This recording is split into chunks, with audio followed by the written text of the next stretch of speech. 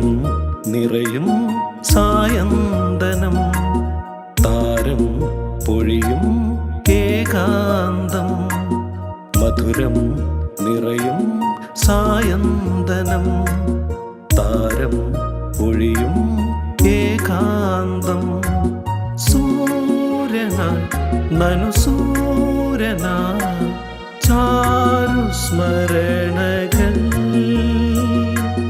നീർവിരൽ തുമ്പിലാടും കുളിർ സുഖമേകും കൂട്ട് കുളിർ സുഖമേകും കൂട്ട് മധുരം നിറയും സായന്തനം താരം പൊഴിയും ഏകാന്തം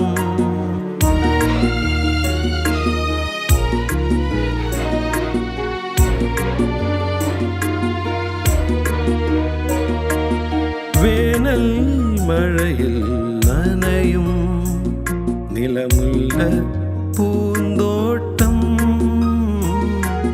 വേനൽ മഴയിൽ നനയും നിലമുല്ല പൂന്തോട്ടം വൈകിയെത്തും കാറ്റിൻ കവിതകൾ വിരലുകൾ കോർക്കും വൈകിയെത്തും കാറ്റിൻ കവിതകൾ വിരലുകൾ കോർക്കും നിലാവിൻ വരകൾ മുടിയിഴകളിൽ ചൊരിയും മിന്നാമിനുങ്ങിൻ പ്രണയവർണ്ണം ചിലകാലമേകാന്തം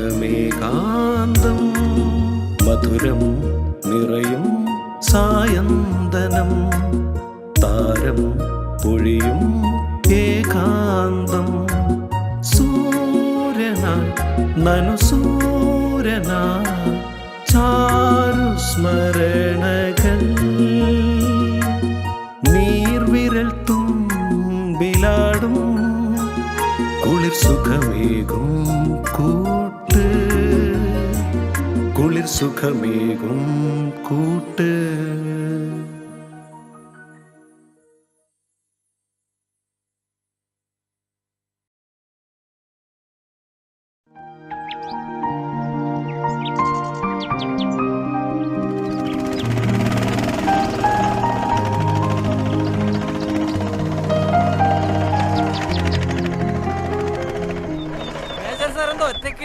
വരൂ. താനെന്തോടെ ഈ വഴി? ഞാനങ്ങ് പടിഞ്ഞാറക്കര വയലിലൂടെ ഇങ്ങോട്ട് അവിടെ നെല്ലൊക്കെ വളഞ്ഞു കിടക്കുകയല്ലേ ചെയ്യുന്നത്. എന്താ പിന്നെന്താ കൊയ്യാത്ത? അതിന് ആളെ കിട്ടണ്ടടോ. ഇപ്പോഴും പാടത്തും തൊഴിലൊക്കെ പണിയെടുക്കാനല്ലടോ ആർക്ക് ക്ഷാമം. അതിനല്ലേ മെഷീൻ. അക്കാര്യത്തിൽ ഞാൻ അല്പം പഴഞ്ഞു തന്നെയാണ്. ഈ മണ്ണില് യന്ത്രം ഇറക്കി വേദനിപ്പിക്കാൻ അതിനെനിക്ക് പറ്റുന്നില്ല. വിളഞ്ഞു നിൽക്കുന്ന പാടം, കൊയ്യാനെത്തുന്ന ആള്, പുതുനെല്ലിന്റെ മണം, ഒരാഘോഷം. അത് യന്ത്രങ്ങൾക്ക് തരാൻ പറ്റൂ? എന്തേ? ഞാനങ്ങ് പഞ്ചാബിലെത്തി. പണ്ട് ഞാൻ പഞ്ചാബ് റെജിമെന്റിലായിരുന്ന കാലത്ത് ഒഴിവു ദിനങ്ങളിലെ സായാഹ്ന സവാരികൾ പോകുമ്പോൾ നോക്കത്താത്ത ഗോതമ്പ് പാടങ്ങളിൽ സ്വർണം പോലെ വിളഞ്ഞു നിൽക്കുന്ന ഗോതമ്പ് മണികൾ, ആ ഗോതമ്പ് മണികളേക്കാൾ സുന്ദരികളായ ഗോതമ്പ് കൊയ്യാനെത്തുന്ന പഞ്ചാബി പെൺകുട്ടികൾ. പേരറിയാത്തൊരു പെൺകിടാവേ, നിന്റെ നേരറിയുന്നു ഞാൻ പാടുന്നു. കോതമ്പക്കതിരിന്റെ നിറമാണ്, പേടിച്ച പേടമൺമിഴിയാണ്. ONV, നമ്മുടെ കോതമ്പ് മണികൾ.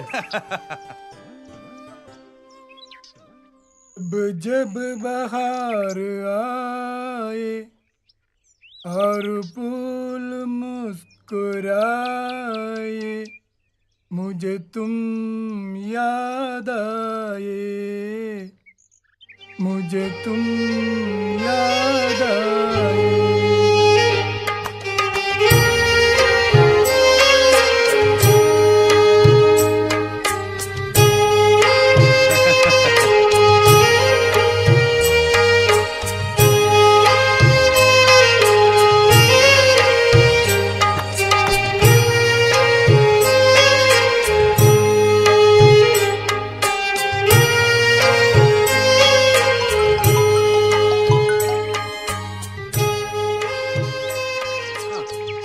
ഇത്ര വൈകി? അത് നമ്മുടെ മേജർ ഒരു യാത്ര കഴിഞ്ഞ് വരാൻ ഇത്തിരി വൈകി. അങ്ങ് പഞ്ചാബ് ഗോതമ്പ് പാടത്തിലൊക്കെ കറങ്ങി പെൺകുട്ടികളൊക്കെ കണ്ട് അങ്ങനെ. ഇവൻ എന്ത് വെറുതെ ഓരോന്ന്. ഇവന്റെ അതെന്താ മേജർ ഇപ്പൊ ഒരു പഞ്ചാബ് ഓർമ്മ? ഇവൻ പടിഞ്ഞാറേക്കര വയൽ വിളഞ്ഞു നിൽക്കുന്നതും കൊയ്ത്താഘോഷത്തെ കുറിച്ചൊക്കെ ഇവൻ പറഞ്ഞപ്പോൾ ഓർമ്മകൾ അങ്ങനെ. നീ എന്താ ഫോൺ എടുക്കാത്ത? ഞാൻ നേരത്തെ ശ്രദ്ധിക്കുന്നു. ആരാ വിളിക്കുന്നത്? അല്ല മേജറെ, അത് വല്ല പഞ്ചാബി പെൺകുട്ടികളോ മറ്റോ ആണോ? ഗൗരിയോ ലക്ഷ്മിയോ സീതയോ? തമാശയല്ലടോ, ഇത് എന്റെ മകൻ ഡെന്നിസാ. എന്റെ തീരുമാനം അറിയാൻ വിളിക്കുന്നത് അവൻ. എന്ത് തീരുമാനം? 2 ദിവസം മുമ്പ് ജോലി തിരക്കുകൾക്കിടയിൽ ഒരു ഔദാര്യം പോലെ എന്നെ കാണാൻ അവൻ വന്നിരുന്നു. എന്റെ സുഹൃത്തെ, ബിസിനസ് എന്ന് പറയുന്നത് ലാഭം ഉണ്ടാക്കാൻ വേണ്ടിയാണ്, അല്ലാതെ നിങ്ങൾ പറയുന്ന എമൗണ്ട് അത് ശരിയാവില്ല. ഇനി നോ മോർ ഡിസ്കഷൻ. അക്കാര്യത്തിൽ എനിക്ക് കുറച്ച് തിരക്കുണ്ട്, ഞാൻ പിന്നെ വിളിക്കാം. എന്റെ അപ്പച്ച, ആ പഴഞ്ചൻ റേഡിയോ ഒന്ന് വലിച്ചെറിയോ? ശല്യം. പഴഞ്ചനായതൊക്കെ വലിച്ചെറിയണമെന്ന് നിന്നെ ആരാ മോനെ പഠിപ്പിച്ചത്? ഈ വലിയ വീട്ടിൽ ഒറ്റക്കായിരിക്കുമ്പോൾ എനിക്ക് കൂട്ട് ഇവൻ മാത്രമാണ്. അതാ അപ്പച്ച ഞാനും പറയുന്നത്. ഈ വലിയ വീട്ടിൽ അപ്പച്ചൻ ഒറ്റ കഴിയുന്നത് ഒട്ടും ശരിയല്ല. രാത്രിയിലോ മറ്റോ വല്ലതും സംഭവിച്ചാലേ പിന്നെ അതറിയുക ചാനലുകാരും പത്രക്കാരും ഒക്കെ ആയിരിക്കും. അത് ബാധിക്കുക സൊസൈറ്റിയിലെ എന്റെ റെപ്യൂട്ടേഷനെ ആയിരിക്കും. അപ്പച്ചൻ എന്താ ഒന്നും മിണ്ടാത്തേ? റെപ്യൂട്ടേഷൻ. അപ്പച്ച, ടൗണിലെ ഏറ്റവും നല്ല വൃദ്ധസദനം അത് ഞാൻ അപ്പച്ചന് വേണ്ടി കണ്ടെത്തിയിട്ടുണ്ട്. അവിടെ ഒരു മുറിയും ബുക്ക് ചെയ്തിട്ടുണ്ട്. പിന്നെ ഈ വീട്, അത് എൻ്റെ ബിസിനസ്സിന് പ്രൊഡക്റ്റീവായ എന്തെങ്കിലും ആവശ്യത്തിന് ഉപയോഗിക്കാം.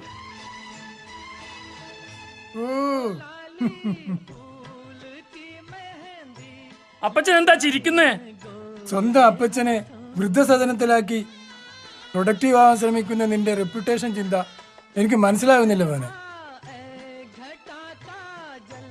8ാമത്തെ വയസ്സിൽ നിന്റെ അമ്മ പോയതിനു ശേഷം ഈ അപ്പച്ചൻ ഉണ്ടാക്കിയതാണ് നീ കുടിച്ചതും കഴിച്ചതുമെല്ലാം.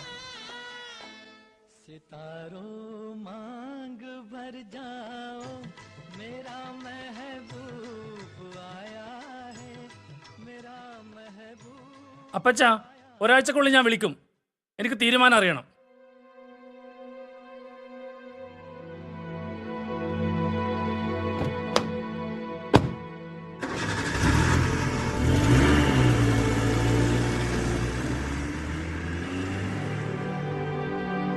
അവൻ വന്നു പോയതിനു ശേഷം എൻ്റെ ശരീരത്തിനും മനസ്സിനും തീരെ സുഖമില്ല.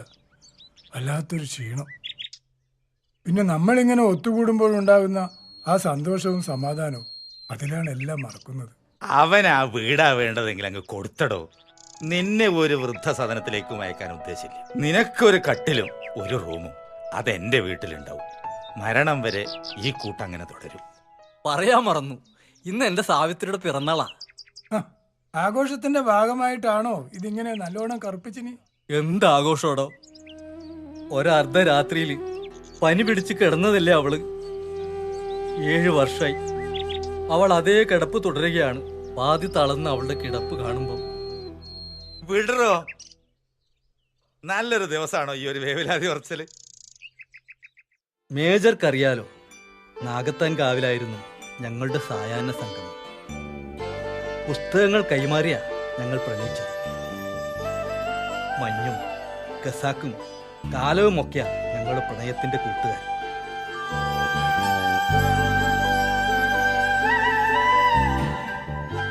അവൾ എന്നും പറയുന്ന ഒരാഗ്രഹമുണ്ടായിരുന്നു. നമ്മൾ ഒന്നിച്ചു കഴിഞ്ഞാല് എല്ലാ ദിവസവും രാത്രി ഞാൻ നിങ്ങളുടെ മടിയിൽ തലചായ്ച്ച് കിടക്കും. നിങ്ങൾ എനിക്ക് ഓരോ പുസ്തകങ്ങൾ വായിച്ച് കേൾപ്പിക്കണം. ഞാൻ അത് കേട്ട് അങ്ങനെ അങ്ങനെ അങ്ങനെ.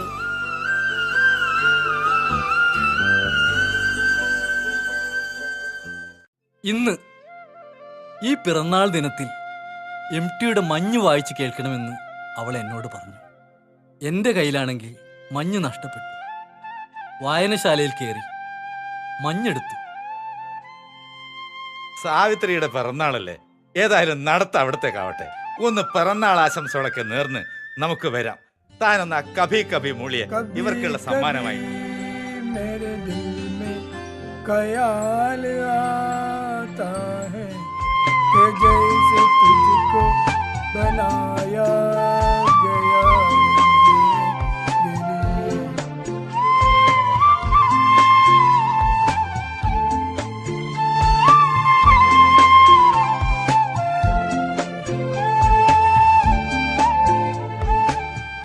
അതിൻ്റെ ഉള്ളിൽ ആകെ അലങ്കോലായിട്ടുണ്ടാവും.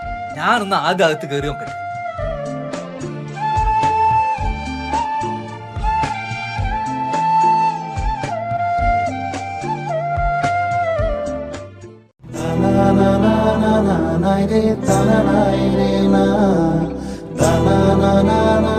സാവിത്രിയുടെ പിറന്നാള് കൂട്ടമായി ആഘോഷിക്കുക എന്നത് നമ്മുടെ മേജർ ഒരു അഭിപ്രായമാണ്. ഞാൻ ഒറ്റക്കല്ലടോ, നമ്മൾ രണ്ടാളും കൂടിയല്ലേ. അങ്ങനെയെങ്കിൽ അങ്ങനെ. ഓ. ഇതെന്റെ കൊച്ചുമകള്, ഇത് അവളുടെ സുഹൃത്ത്. ഇവര് രണ്ടുപേരും ചേർന്നാണ് ഇതിന്റെ ഏർപ്പാടൊക്കെ ആക്കിയത്. സാവിത്രി ഇപ്പൊ ഏത് രൂപത്തിലാപ്പ ഉണ്ടാവുക? ഞാനൊന്ന് പോയി നോക്കട്ടെ. പിറന്നാളുകാരി ഞാൻ റെഡിയാക്കി സുന്ദരിയാക്കിയിട്ടുണ്ട്. പോയി കൂട്ടിയിട്ട് വാ.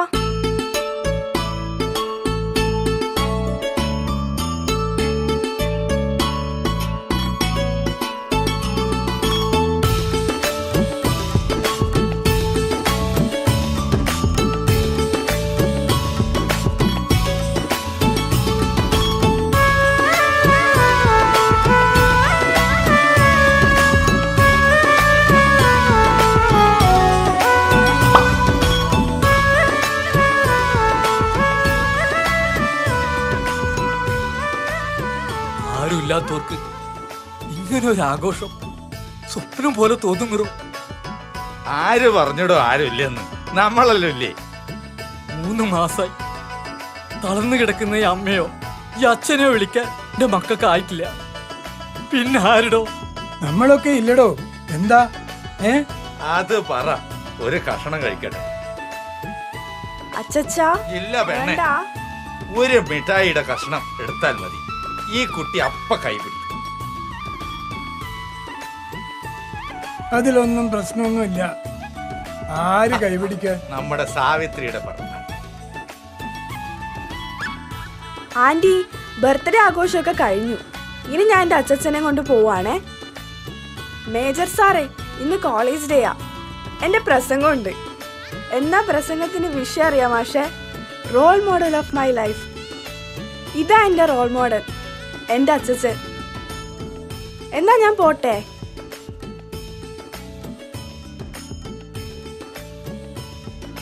അപ്പൊ മാഷെ, നാളെ ലേശം നേരത്തെ ഇറങ്ങിക്കോ. നമുക്ക് പുഴക്കരനെ പിടിക്കണ്ട, കുളങ്ങാട്ട് മലയിലൊന്ന് ഇറങ്ങി വരാം. ശരി മോളെ, ശരി. ആ മാഷേ, മേജർ സാറേ. മോനെ, ഒരു കഷ്ണം കേക്ക് കഴിച്ചിട്ട് പോകാം. വേണ്ട മാഷേ, മോള കോളേജിലാക്കാൻ വൈകുന്നു, അതുകൊണ്ട് പിന്നീട് വരാം.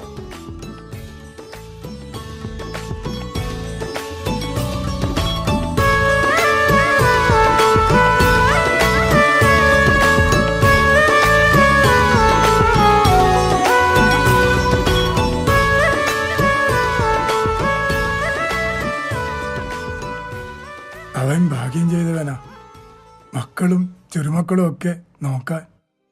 നമ്മളോളം പ്രായമായിട്ടും അവൻ ഇപ്പോഴും ചെറുപ്പായിരിക്കുന്ന അതുകൊണ്ടാ. ശരി, എന്നാ ഞാൻ വൈകുന്നില്ല.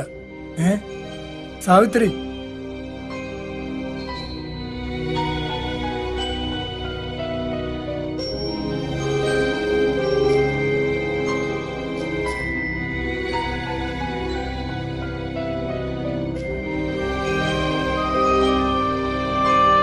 അപ്പച്ച കയറിക്കോ.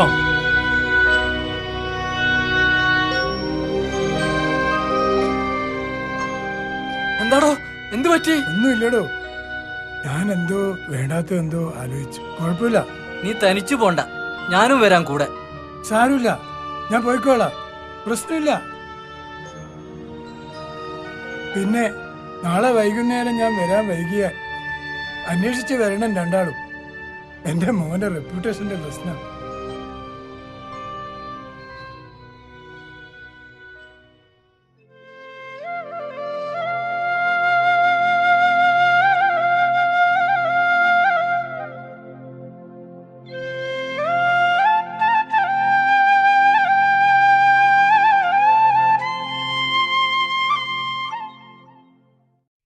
കുളങ്ങാട്ട് മല കയറാന്ന് പറഞ്ഞിട്ടല്ലടോ പിരിഞ്ഞിനി.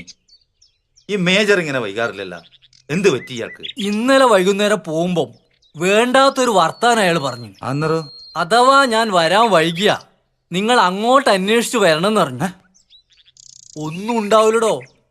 എന്നാ ഒരു കാര്യം ചെയ്യാം, ഇന്നത്തെ നടത്തം അങ്ങോട്ടാക്കാം, അയാളെ കൂട്ടിയിട്ട് തന്നെ പോവാ.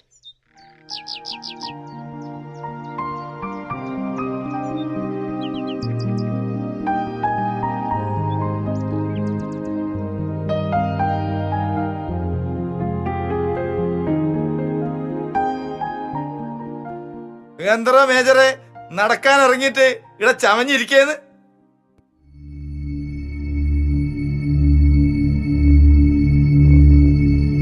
മേജറെ, മേജറെ,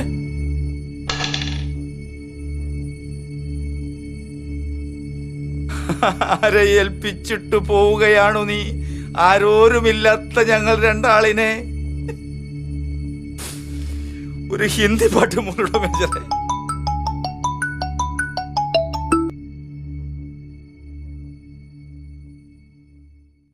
അല്ല, ആരിത് മാഷോ? മാഷെ, അപ്പച്ചൻ എന്താ ഫോൺ എടുക്കാത്തെ? മാഷ കിട്ടിയത് നന്നായി. അപ്പച്ചനോട് ഒന്ന് പറയുമോ? മാഷ് പറഞ്ഞാൽ കേൾക്കും. ആ വീടൊന്ന് ഒഴിഞ്ഞു പോകാൻ പറയുമോ പ്ലീസ്? അപ്പച്ചൻ ഒഴിഞ്ഞു പോയി മോനെ. എണീക്ക് മേജറെ, ഇന്ന് കുളങ്ങാട്ട് മല കയറാന്ന് പറഞ്ഞു വന്നതല്ലേ, എണീക്കണോ മേജറെ?